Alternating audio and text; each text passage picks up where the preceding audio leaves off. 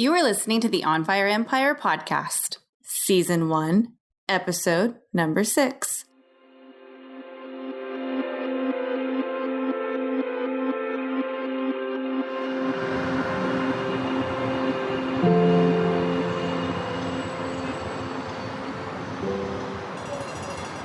Hey Steve, long time no see. What have you been up to? Oh man, I've been in a tailspin. I'm going through a divorce. Honestly, it's been pretty rough the last few months. Julie moved out while I was traveling for work. She left me a note on the kitchen table. Can you believe it? We've been married for 9 years. I just didn't see it coming. Oh, I'm sorry. I didn't know. So this was all of a sudden? No warning?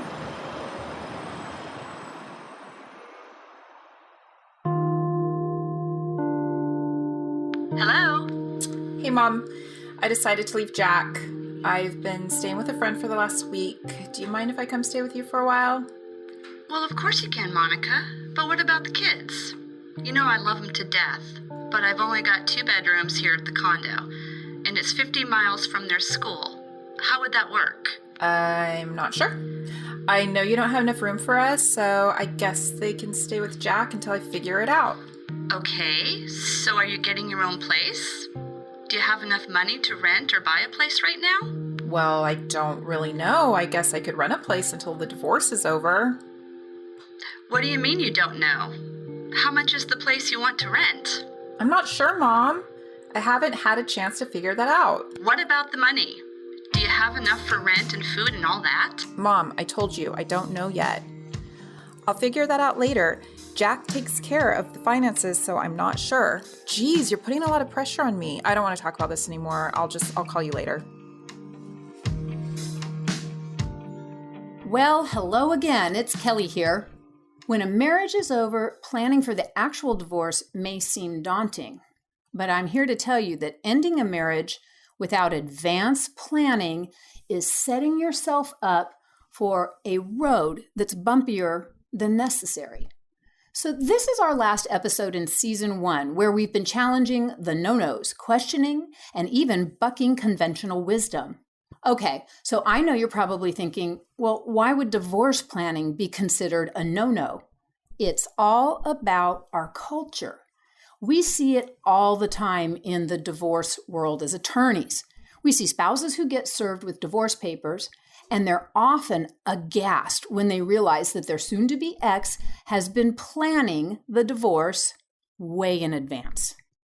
It's really, I think, a strange social and cultural deal. Even though a marriage may have been on life support for months or even years, we've got some kind of really weird cultural stigma attached to pre-planning for divorce.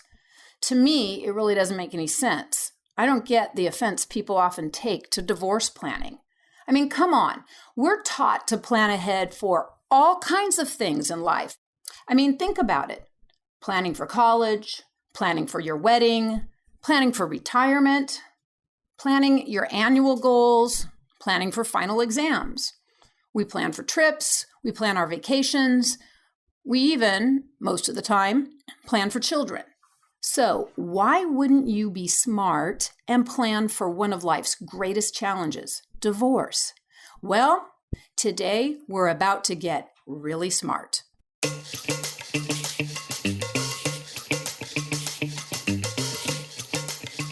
Welcome to the On Fire Empire. Each week, seasoned divorce and business lawyer, mediator, CEO, and surf diva Kelly Bennett will help you discover strategies and smarter paths to big results.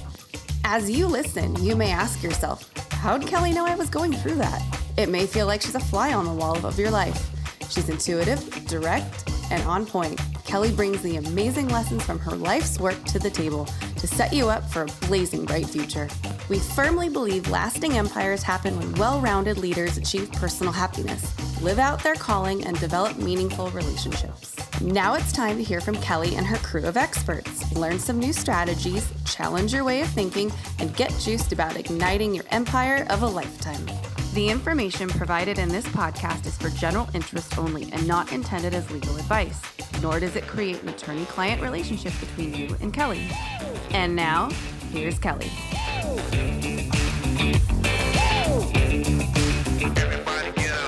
Today, I'm walking you through the 3 must-do steps for approaching divorce the smarter way. For the next few minutes, we're going to forget about what other people might say, forget about what they might think, because this is about getting real, about minimizing the negative impacts of divorce. This isn't anything taboo, it's nothing sneaky, and it's nothing, well, who cares, whatever else people might label it. What this is really about is strategic planning. You know, I developed this episode today because we've all got a really big problem going on in our society. And that is when families are going through a divorce situation, they tend to let their emotions and their upset lead them around by the nose. They don't plan. And planning is the freedom piece. They fail to plan for their divorce and recognize what's really going on. And so what's exciting about the material I'm sharing with you today, these 3 must-dos, well, these are actually a preview, a taste, if you will, of a brand new product that I'm launching today to help us address this problem of lack of planning, which really causes people to go into a state of chaos in the midst of their divorce. And let's face it, it's tough enough going through a divorce without having some certainty about our future and stabilizing the situation for our children. So this awesome new product is called the Ultimate Divorce Planner Checklist, 10 must-do items for a smoother, faster divorce. This is a super valuable and super affordable downloadable checklist. It's perfect for comprehensive divorce planning. This is designed to set you and your family up for success. Most of what's in the Ultimate Divorce Planner Checklist is info you only get when you lay down the big bucks and retain a divorce attorney. I know that you're going to find it unbelievably valuable, and I'm going to tell you more about this a little bit later in the show and how you can get your hands on the whole enchilada. So now it's time for some strategic planning. You ready? Let's get cracking. The first must-do divorce planning task is start gathering your documents. Look, divorce is very much a business transaction. It involves negotiation for settlement if we're trying to just work things out and stay out of court. And if we can't resolve it, it at least involves persuasion and argument to the judge on how things should be divided. Now look, you can't negotiate or pitch your position if you don't know the facts.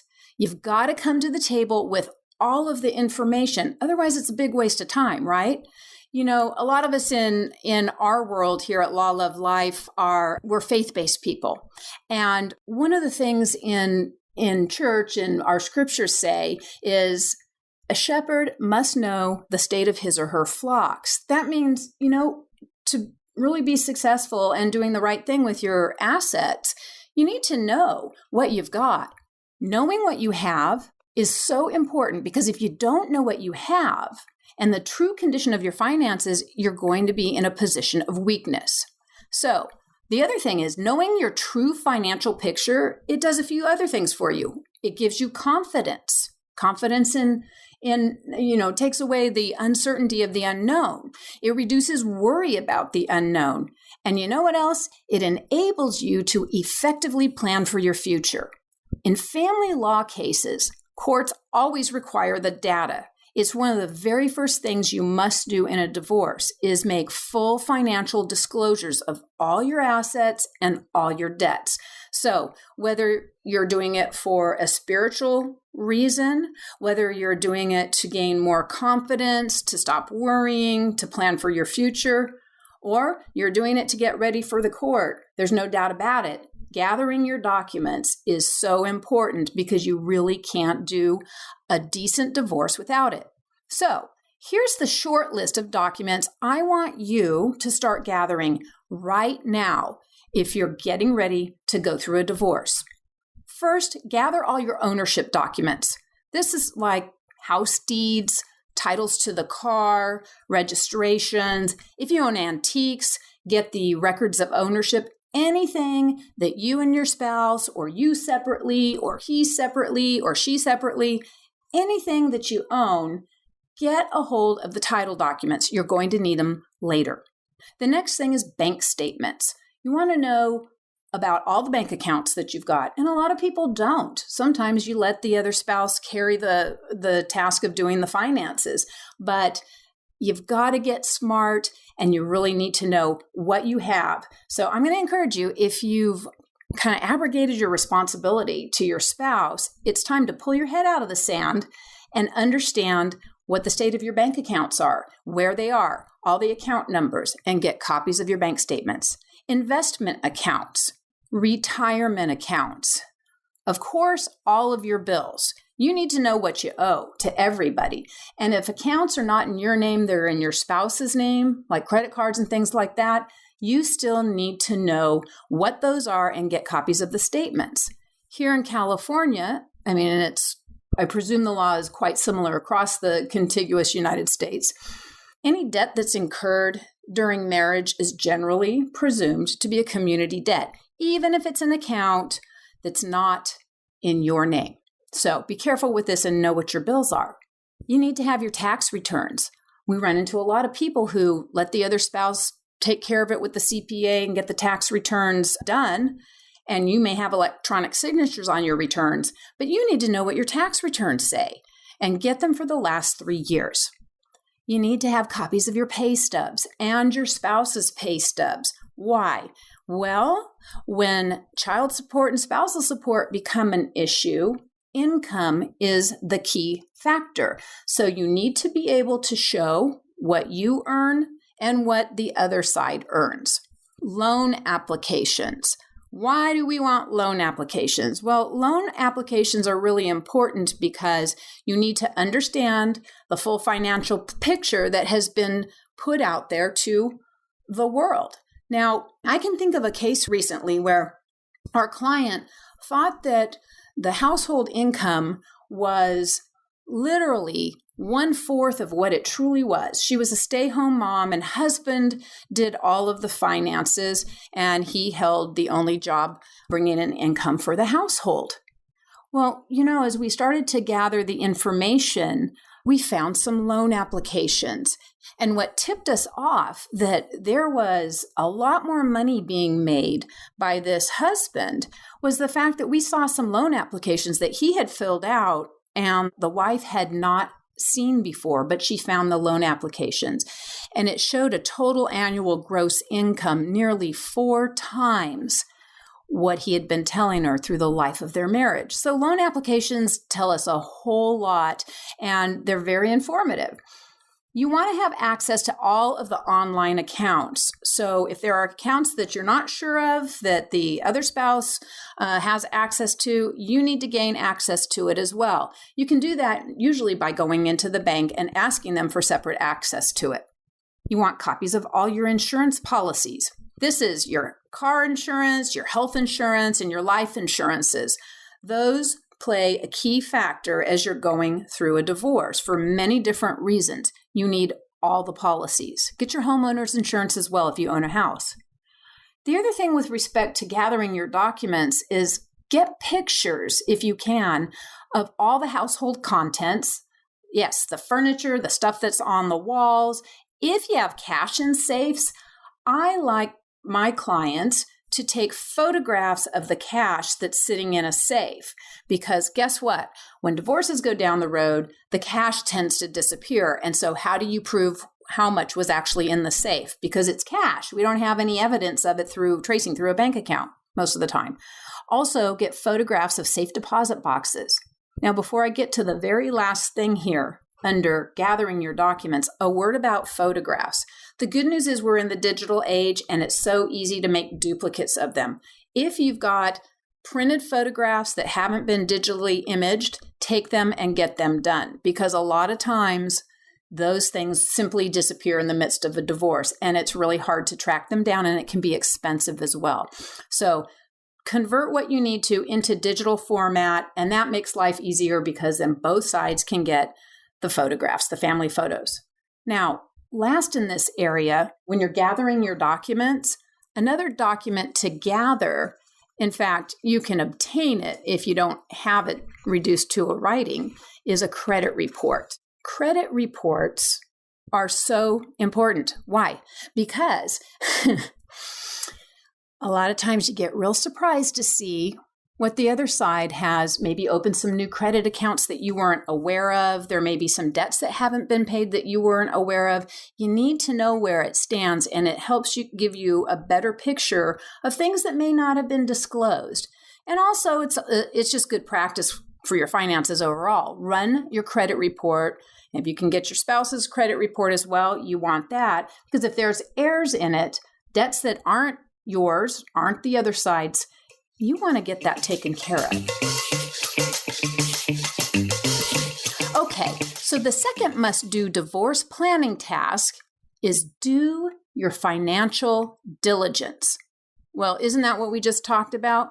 No, this is a little further down the road. We're just talking about in the first one, gathering documents that you're going to need later. But this is about planning ahead so you don't wind up like Monica, the lady you heard at the beginning of the show. Well, she became pretty exasperated with her mom's questions, right? But mom's questions there were reasonable questions about how was Monica going to move forward and what was it going to cost her. Monica was engaging in that whole system of ready, fire, aim. That method of divorce planning, meaning basically no planning, is going to get you nowhere. And you know what? I don't want you to be a Monica. So, doing your financial diligence looks like this. Prepare a budget and an expense plan for when you're going to live apart from your spouse. What will your monthly costs be? I want you to itemize everything. Another thing that is something to consider is opening new bank accounts at a separate bank. These days, most of us have our paychecks direct deposited. Well, that becomes a problem when you separate. You know, I've seen it many times where there's not been advanced planning. The deposits are still being made. Somebody decides to separate or file for divorce a few days after their paycheck has been put into a joint account, and it gets wiped out. So, to protect against that, you want to be ready and you want to open some new bank accounts at a separate bank where the other spouse is not aware of it in the beginning. In California, you're going to disclose all of that once the case gets going. But this is a precautionary measure so that when you decide to pull the trigger and separate, you can plan with your employer to get that done in advance, and you've already got a new bank account to redirect your direct deposits. And of course, complete the paperwork to redirect your paychecks out of the joint account to new accounts. Do that paperwork in advance so it's ready to go. Another piece of financial due diligence is outlining shared expenses that you think will have to continue after your separation, and write a proposal for how those will be split. So, for example, say you and your spouse have a rental property and there's no renter in it, but it's got a mortgage on it. Well, that's not a house that either one of you are using during the divorce. If it's sitting there, it's a debt that has to be paid and maintained. So that might be one of those shared expenses that need to continue after separation. Next, create a contingency plan to use if your spouse won't pay half the community expenses and you can't afford to pay it yourself, but you don't want your credit ruined. So, a contingency plan, a plan B. So let's say you've got an American Express card and you and your spouse have $50,000 on that card. And you said, okay, that's it. We're not using it for anything else. You guys haven't been charging on it, but you're paying a pretty heavy monthly payment to make at least your minimums on the card. Well, if your spouse comes along and says, I'm not paying it, I don't have the money, and you don't have the money either, what are you going to do in that situation? Because as you're going through a divorce and starting to separate the households, it's very expensive. And the one thing you really, really need is your credit. You don't want it to be damaged by the fact of the separation. Sometimes it's unavoidable, but planning in advance will set you up for the likelihood that you'll preserve that credit. All right, so here's some examples of potential contingency plans. The credit card bills, as I just mentioned. Do you need to freeze or cancel some existing cards?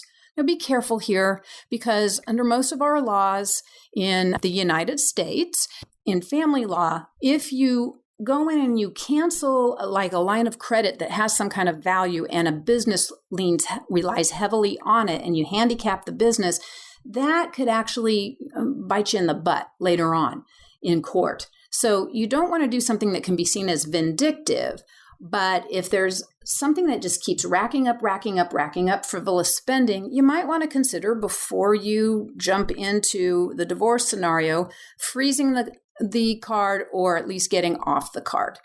Another area are kids' medical expenses and extracurriculars. Be careful here.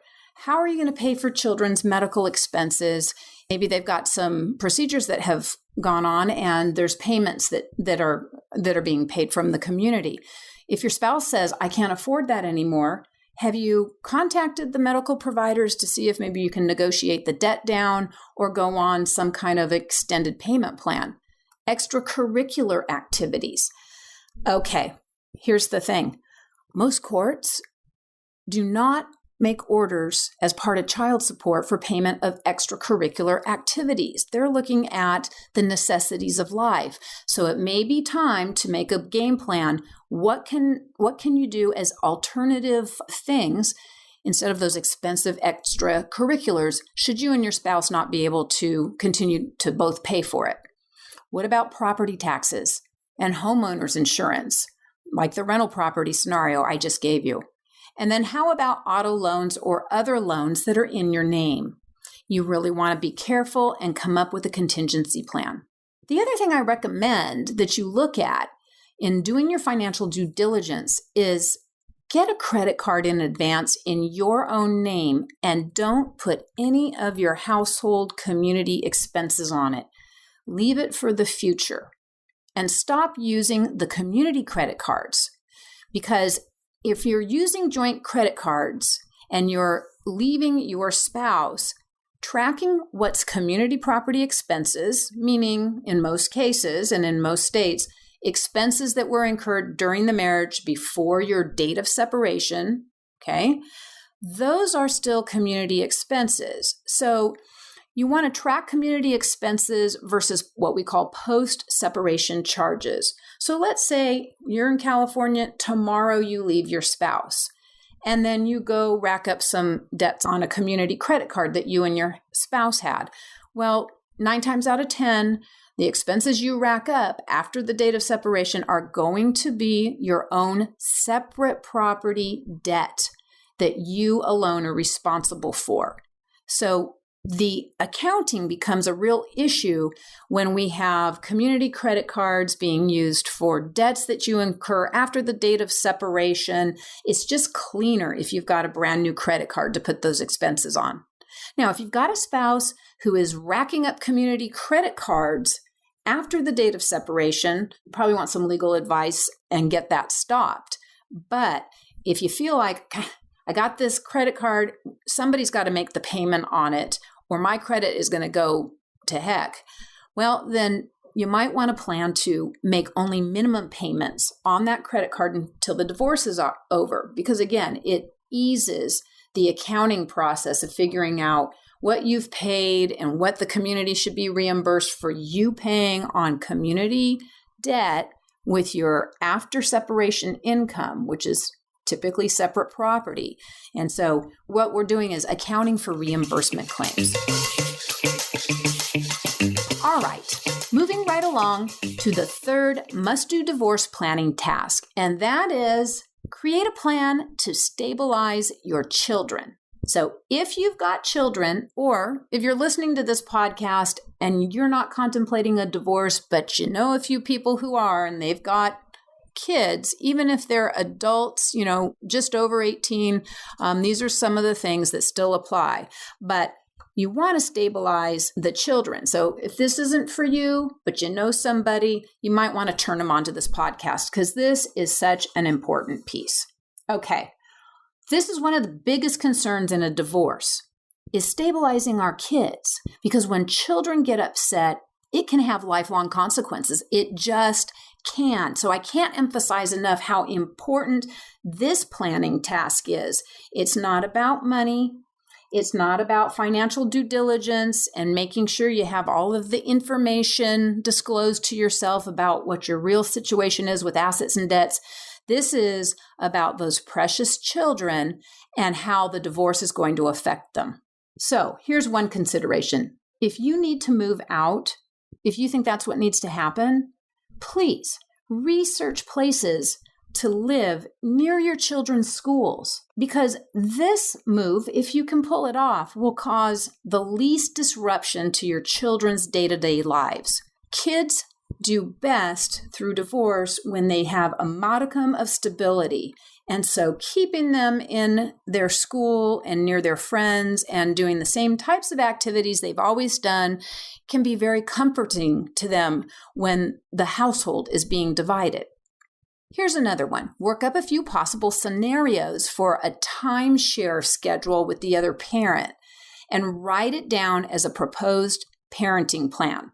Now you might think, well, why should I do that in advance? I haven't even told her I want a divorce, or I haven't even decided if I want a divorce. Look, the moment you think that this could become a reality, please don't skip this step, because when you can come to the table with something worked up, right, at least some kind of a framework for a parenting schedule that helps the other parent see, okay, this can work. There are ways of doing it. It's a place to start. And a lot of people just let themselves get paralyzed by the entire situation. But you'll be doing your kids a big favor by having some proposed framework in place that you and your spouse can then build on or start from there. Now, are there extracurriculars that your kids are involved in that you think that both of you and the spouse, should continue to pay for? If so, include that in your parenting plan. But I want to get really realistic about these extracurriculars. Sometimes the budget after divorce just doesn't allow it. I know. It feels horrible. It feels like you're punishing or denying your children. Maybe they're in 4th or 5th grade and you think they're going to be, the future NFL linebacker for a great team in the coming years. You know what? This is the reality of divorce. Sometimes the budget just doesn't allow for it. And we always like to say it in our law practice, look, your children would rather be around two happy, well-adjusted parents without all the bells and whistles than have all the bells and whistles with very angry, stressed out, worried parents. It's really not the end of the world. What you want to do here is brainstorm options and alternative activities that are low to no cost. And again, like I said before, at least in California, the courts usually will not order parents to pay for extracurricular activities. That's just an additional thing, okay? So a lot of folks get upset about this, but you want to get very realistic here. And once you accept that, your brain will go to work on all kinds of different creative options to replace the extracurriculars. All right, next, this is about telling the kids about divorce. I'll bet you're thinking, yeah, that's kind of one of the hardest things, and I'm really worried about how we do that. Research some different ways to tell your kids about the divorce. Try to get your spouse's agreement on how the children will be told in advance. So here's some examples of ways you might, or scenarios in which you might tell your children about divorce. Within a therapist's office, within a counseling office, if the kids are already in some kind of counseling. Telling them with just you and the other parent in the family home in a safe place, or telling them with a trusted family member present or very, very close friends, kind of like a godfather or godmother that the kids are super comfortable with. Because the idea here is to convey to your children, while this is a change that's happening, you're still going to be safe. You're still going to be loved by both parents. You get to have 2 homes to spend time in, 2 bedrooms, all of that. But nevertheless, we still love you and your family is still here, and some things will change. But going forward, there's still some stability here. And while you're at it, something that might be very, very helpful is if you actually work up a script of what you are going to say to your kids. And also, now this is important, and especially if you're going to work with your spouse on this, and you should, talk about and list what you are not going to say when you tell the children. Okay? So if you're talking to your spouse about this in the future, when you decide to take action on the divorce, and you talk about what you are not going to say and get agreement in advance on what is not healthy for them, you have a much higher chance of both of you sticking to that and honoring that when you get each other's verbal agreement on what you're not going to say to them, things that could be very hurtful to them. All right, so for more on this, by the way, I've got a really great little video. It's on our YouTube channel, the Law Love Life TV YouTube channel, and it's a video called How to Tell the Children.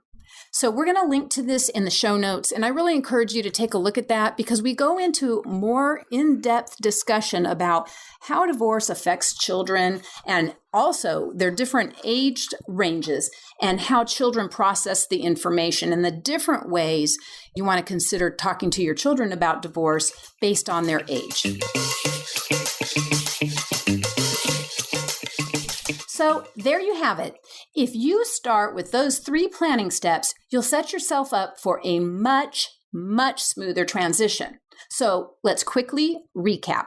Your 3 must-dos when planning for divorce are 1, start gathering your documents, 2, do your financial due diligence, and 3, create a plan to stabilize the children.